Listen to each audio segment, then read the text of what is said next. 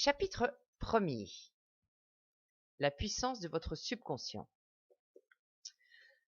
Le trésor qui est en vous. Des richesses infinies sont là, tout autour de vous, attendant que vous ouvriez l'esprit pour contempler le trésor infini que vous possédez. Il y a en vous une mine d'or, d'où vous pouvez extraire tout ce dont vous avez besoin pour vivre dans la joie, la générosité, la plénitude. Beaucoup demeurent aveugles à cette mine d'or, d'intelligence infinie et d'amour sans limite qui est en nous. Vous pouvez tirer de ce trésor tout ce que vous voulez. Un morceau d'acier magnétisé soulève environ 12 fois son propre poids, mais si vous démagnétisez ce même morceau d'acier, il ne pourra pas même soulever une plume. De même, il y a deux types d'hommes. Il y a celui qui est magnétisé, plein de confiance et de foi, il sait qu'il est né pour gagner et pour réussir. Et puis, il y a le type d'homme qui est démagnétisé. Celui-ci est plein de crainte et de doute. Les bonnes occasions se présentent et il dit « Je pourrais échouer, je pourrais perdre mon argent, les gens se moqueront de moi. » Ce type d'homme n'ira pas bien loin dans la vie parce que la peur d'avancer, il va tout simplement rester sur place. Allez donc de l'avant et découvrez le secret qui se transmet de génération en génération. Le secret des secrets. Quel est à votre avis ce secret? Le secret de l'énergie atomique? De l'énergie thermonucléaire? La bombe à neutrons? Les voyages interplanétaires? Non pas. Alors, quel est ce maître secret? Où peut-on le trouver et comment s'en servir? La réponse est simple. Ce secret est la merveilleuse puissance créatrice de miracles qui se trouve dans votre subconscient, le dernier endroit où la plupart des gens le chercheraient. La miraculeuse puissance de votre subconscient. Vous pouvez apporter à votre vie davantage de puissance, de richesse, de santé, de bonheur et de joie en apprenant à connaître et à libérer la puissance cachée dans votre subconscient. Vous n'avez pas à acquérir cette puissance, vous la possédez déjà. Mais il vous faut apprendre à vous en servir. Il faut que vous la compreniez de manière à pouvoir l'appliquer à tous les aspects de votre vie. Grâce aux techniques et aux méthodes simples énoncées dans ce livre, vous serez à même d'acquérir la connaissance et la compréhension nécessaires. Vous pourrez être inspiré par une nouvelle lumière et vous pourrez engendrer une force nouvelle qui vous permettra de réaliser vos espoirs et de faire de tous vos rêves une réalité. Prenez dès à présent la décision de faire en sorte que votre vie soit plus belle, plus grande, plus riche et plus noble qu'elle ne l'a jamais été. Dans les profondeurs de votre subconscient réside une sagesse infinie, une puissance, une surabondance de tout ce qui vous est nécessaire, et tout cela attend d'être développé et exprimé. Reconnaissez maintenant ces potentialités de votre esprit, elles prendront forme dans le monde extérieur. Cette intelligence infinie de votre subconscient peut vous révéler tout ce que vous avez besoin de savoir à chaque instant du temps, à chaque point de l'espace, pourvu que vous ayez l'esprit ouvert et réceptif. Vous pouvez accueillir des pensées et des idées nouvelles qui vous permettront de faire des inventions, des découvertes ou bien d'écrire des livres ou des pièces de théâtre. De plus, l'intelligence infinie de votre subconscient peut vous révéler de merveilleuses connaissances originales. Elle peut vous révéler et vous ouvrir la voie de l'expression parfaite et votre vraie place dans la vie. Par la sagesse de votre subconscient, vous pouvez vous attirer la compagne ou le compagnon idéal, ou l'associé dont vous avez besoin dans vos affaires. Elle trouvera l'acheteur convenable pour votre maison et vous donnera tout l'argent dont vous avez besoin, l'aisance matérielle qui vous permettra d'être ou de faire ce que vous voulez et d'aller là où votre cœur aspire à être. Et c'est à vous qu'il revient de découvrir ce monde intérieur de la pensée, du sentiment, de la puissance, de la lumière, de l'amour et de la beauté. Bien qu'invisibles, ces forces sont puissantes.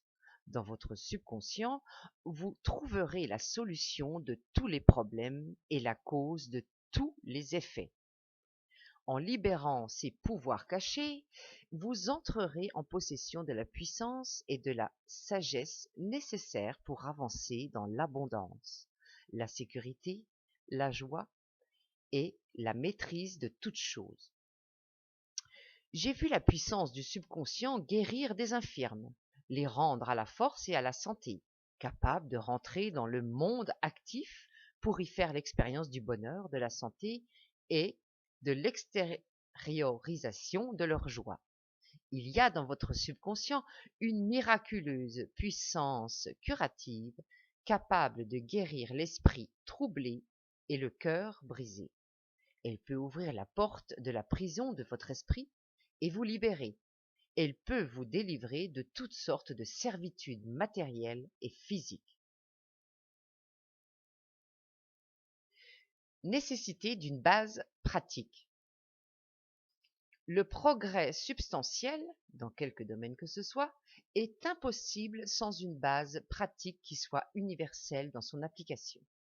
Vous pouvez devenir expert dans l'opération de votre subconscient. Vous pouvez mettre en pratique ces pouvoirs avec une garantie de résultat qui sera proportionnelle à votre connaissance de ces principes et de votre application de ces principes à des buts, des desseins définis, spécifiques que vous souhaitez atteindre. En tant qu'ancien chimiste, j'attire votre attention sur le fait que si vous combinez l'hydrogène et l'oxygène dans la proportion de 2 atomes pour le premier et 1 atome pour le second, vous obtiendrez de l'eau. Vous savez qu'un atome d'oxygène et un atome de carbone donnent le monoxyde de carbone, gaz toxique. Mais si vous ajoutez un deuxième atome d'oxygène, vous obtiendrez le dioxyde de carbone, gaz inoffensif, et ainsi de suite dans tout le vaste champ de combinaisons chimiques. Il ne faut pas penser que les principes de la chimie, de la physique et des mathématiques diffèrent des principes de votre subconscient. Considérons un principe généralement accepté. L'eau cherche son propre niveau. C'est un principe universel, partout applicable à l'eau. Considérez un autre principe.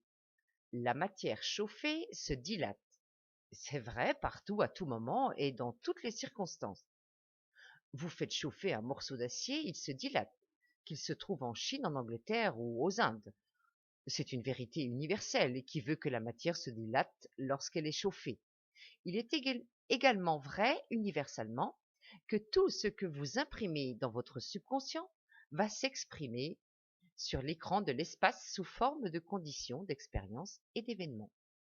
Votre prière est exaucée parce que votre subconscient est principe. Et par principe, j'entends la façon dont quelque chose agit. Par exemple, le principe de l'électricité est que cette force agit d'un potentiel plus élevé vers un potentiel plus bas.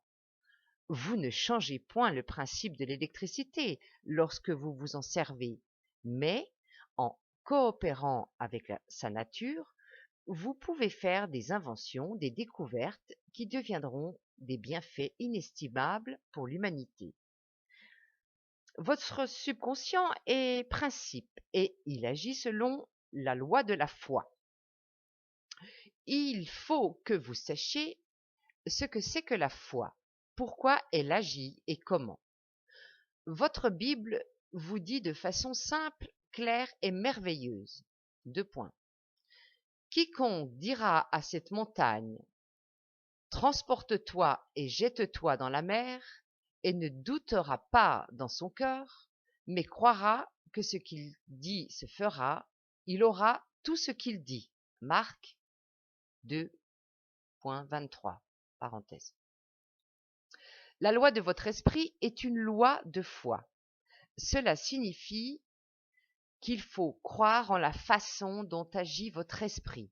Il faut croire dans la foi elle-même. La croyance de votre esprit est la pensée de votre esprit.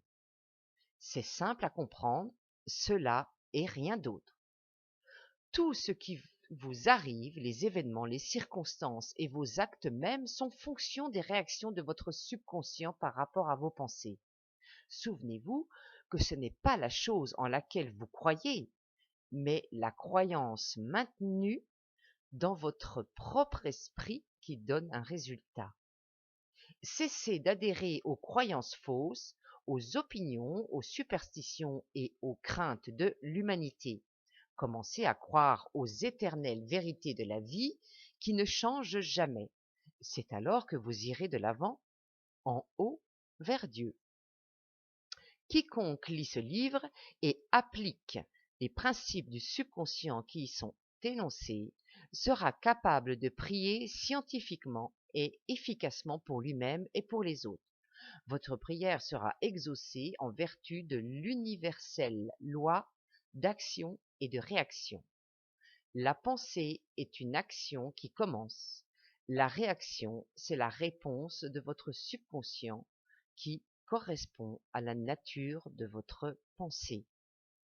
Emplissez donc votre esprit de concepts d'harmonie, de santé et de paix et de bonne volonté.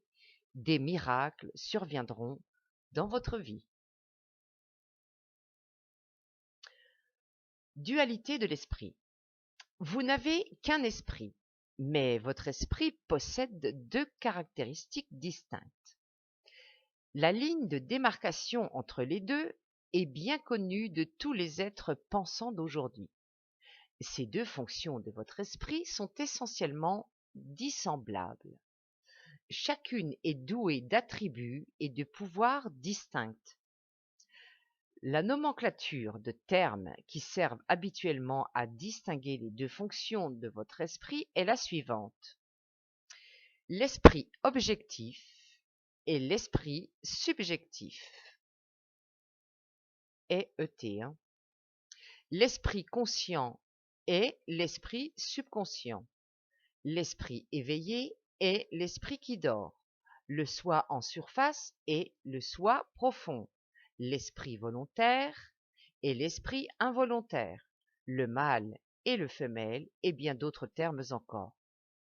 Pour désigner la nature double de votre esprit, nous nous servirons dans ce livre des termes conscient et subconscient. Donc, objectif, subjectif.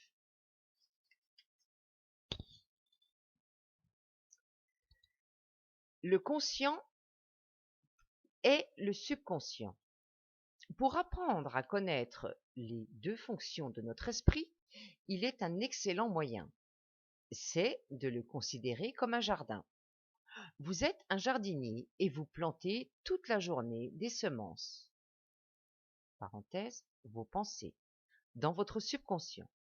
Vous allez récolter dans votre corps et dans votre vie ce que vous aurez semé dans votre subconscient. Commencez à semer des pensées de paix, de bonheur, de bonnes actions, de bonne volonté et de prospérité. Pensez tranquillement et attentivement à ces qualités. Acceptez-les pleinement dans votre esprit conscient, votre esprit qui résonne. Continuez de planter ces merveilleuses graines, pensées, dans le jardin de votre esprit. Vous aurez une splendide moisson. Votre subconscient peut être comparé à un sol qui fait pousser toutes sortes de semences, bonnes ou mauvaises. Les hommes cueillent-ils des raisins sur les ronces ou des figues sur les chardons? Toute pensée est une cause et toute condition un effet. C'est pourquoi il est essentiel de diriger ses pensées de manière à ne créer que des conditions favorables. Lorsque votre esprit pense correctement, lorsque vous comprenez la vérité, quand les pensées déposées dans votre subconscient sont constructives, harmonieuses et paisibles, la puissance magique de votre subconscient répond et crée les conditions harmonieuses, un entourage agréable et favorable en toutes choses. Lorsque vous vous mettez à contrôler les mécanismes de votre pensée, vous êtes à même d'appliquer les pouvoirs de votre subconscient à tous les problèmes, à toutes les difficultés. Autrement dit, vous collaborerez consciemment avec la puissance infinie, l'omnipotente loi qui gouverne toutes choses. Regardez autour de vous, où que vous viviez, vous remarquerez que la grande majorité de l'humanité vit dans le monde extérieur. Seuls les hommes les plus éclairés s'intéressent intensément au monde intérieur. Souvenez-vous que c'est le monde intérieur, c'est-à-dire vos pensées, vos sentiments, vos images mentales, qui crée votre monde extérieur. Ce monde intérieur est donc la seule puissance créatrice, et tout ce que vous trouvez dans votre monde extérieur a été créé par vous au sein de votre monde intérieur, consciemment ou inconsciemment. La connaissance de l'interaction de votre conscient et de votre subconscient va vous permettre de transformer toute votre vie. Pour changer les conditions extérieures, il faut changer la cause.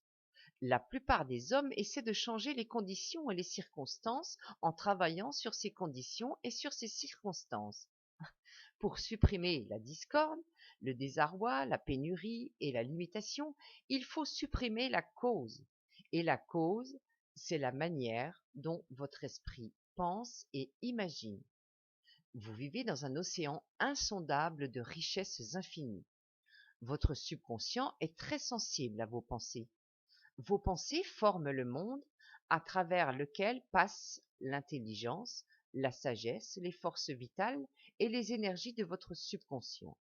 L'application pratique des lois de votre esprit, telles qu'elles sont illustrées dans chaque chapitre de ce livre, vous fera quitter la pauvreté pour l'abondance, la superstition et l'ignorance pour la sagesse, la douleur pour la paix, la tristesse pour la joie, les ténèbres pour la lumière, la discorde pour l'harmonie, la peur pour la confiance et la foi, l'échec pour le succès et l'asservissement pour la liberté. Assurément, il ne peut y avoir de bénédiction plus grande, des points de vue mental, émotionnel et matériel. La plupart des grands savants, des grands artistes, des grands poètes, des chanteurs, des écrivains ou inventeurs éminents ont une profonde connaissance des mécanismes du conscient et du subconscient. C'est ainsi qu'un jour, Caruso, le plus grand ténor d'opéra, connut le trac. Il dit que sa gorge était paralysée par les spasmes que causait la peur intense qui contractait les muscles de sa gorge. La transpiration coulait abondamment sur son visage. Il en avait honte. Quelques minutes après, il devait être en scène, mais il tremblait d'inquiétude et de peur. Il dit: « Ils vont rire de moi, je ne peux chanter. » Puis soudain, il s'écria, en présence de tous ceux qui se tenaient dans les coulisses: « Le petit moi veut étrangler le grand moi. » Par le grand moi, il entendait la puissance sans limite, la sagesse de son esprit subconscient, et il continua de crier: « Va-t'en, va-t'en, le grand moi va chanter. » Son esprit subconscient lui répondit, libérant en lui les forces vitales. Au moment prévu pour son entrée en scène, Caruso s'avança et chanta, transportant son auditoire. Il est évident que Caruso devait connaître les deux niveaux de l'esprit, le conscient, rationnel, et le subconscient, irrationnel. Votre subconscient est réactif. Il répond à la nature de vos pensées. Lorsque votre conscient, le petit moi, est plein de craintes, de soucis, d'anxiété, les émotions négatives engendrées par votre subconscient, le grand moi, inonde le conscient d'un sentiment de panique, d'appréhension et de désespoir. Lorsque cela se produit, vous pouvez, comme Caruso, parler positivement avec un profond sentiment d'autorité à chacune des émotions irrationnelles engendrées par votre esprit profond. Tais-toi, tiens-toi tranquille, c'est moi qui commande et tu dois m'obéir. Tu es soumis à mon commandement et tu ne dois pas entrer là où tu n'as rien à faire. Il est intéressant, voire fascinant, d'observer avec quelle autorité et quelle conviction vous pouvez parler au mouvement irrationnel de votre moi profond pour rétablir ou créer le silence, l'harmonie et la paix dans votre esprit. Le subconscient est sujet du conscient. C'est pourquoi on le nomme tel ou subjectif.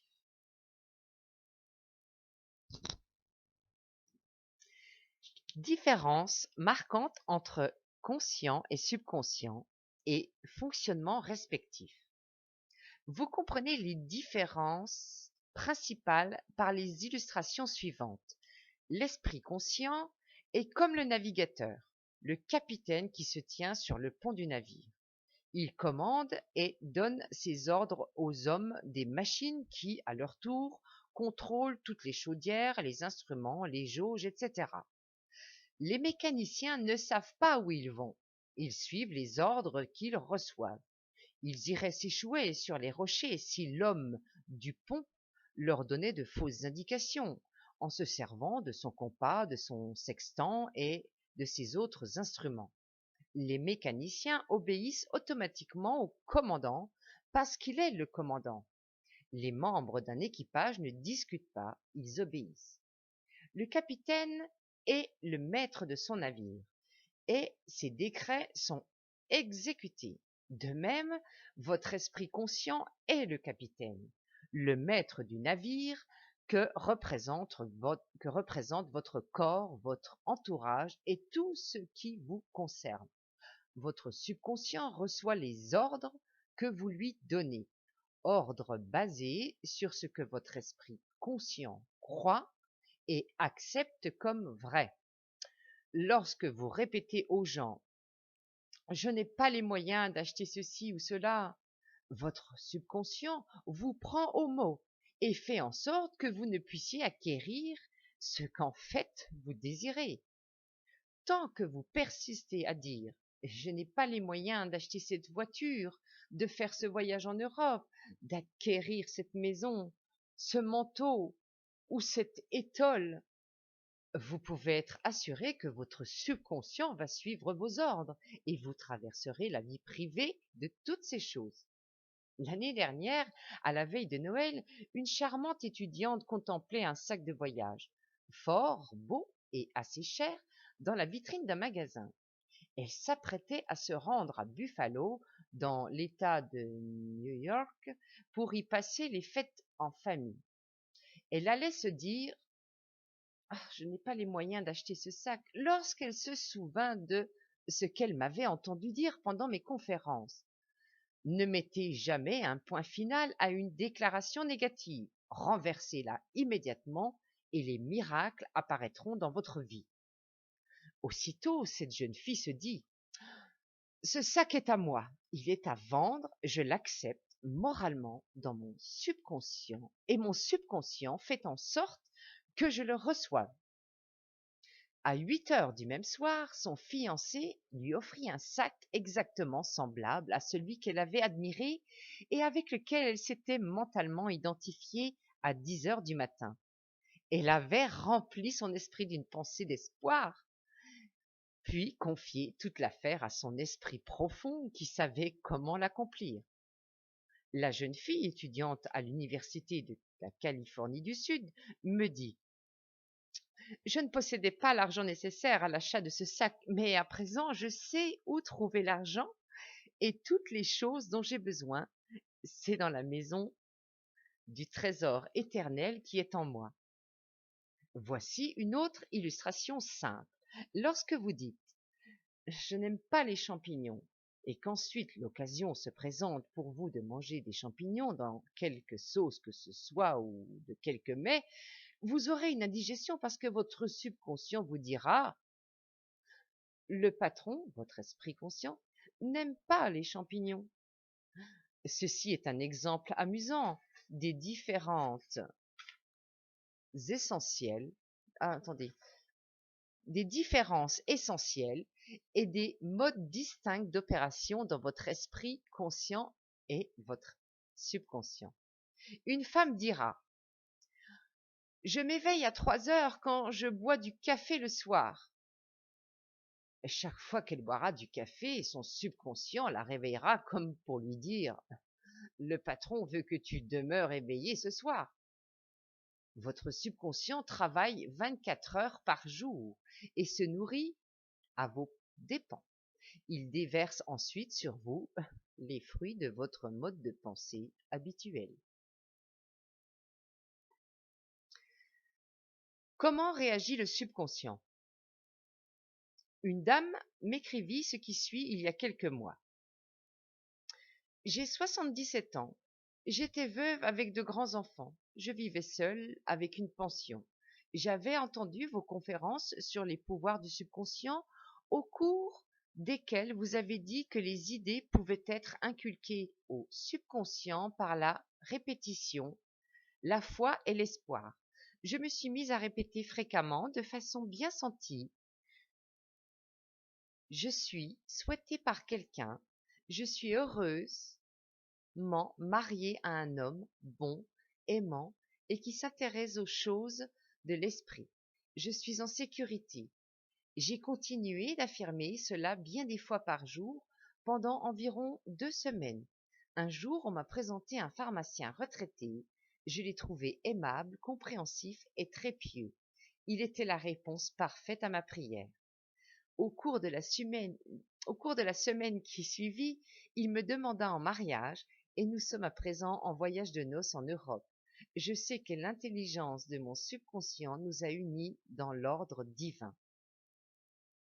Cette femme avait découvert que la maison du trésor était en elle-même. Sa prière sincère fut ressentie par son cœur et ses affirmations pénétrèrent par osmose dans son subconscient, l'agent créateur. À partir du moment où elle réussit à créer une image subjective, son subconscient lui donna la réponse en vertu de la loi d'attraction. Son esprit profond, plein de sagesse et d'intelligence, unit ces deux êtres dans l'ordre divin.